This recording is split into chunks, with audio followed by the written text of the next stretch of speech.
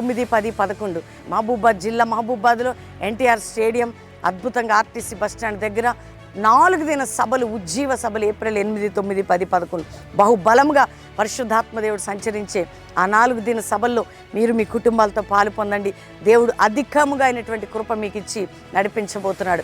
గుడివాడ 22, 23, 24, 24 దినాలు గుడివాడలో సభలు ఉంటున్నాయి. పరిశుద్ధాత్మ కార్యాలు జరగబోతున్నాయి. దేవుడు మిమ్మల్ని నడిపించి దీవించబోతున్నాడు. Praise the lord.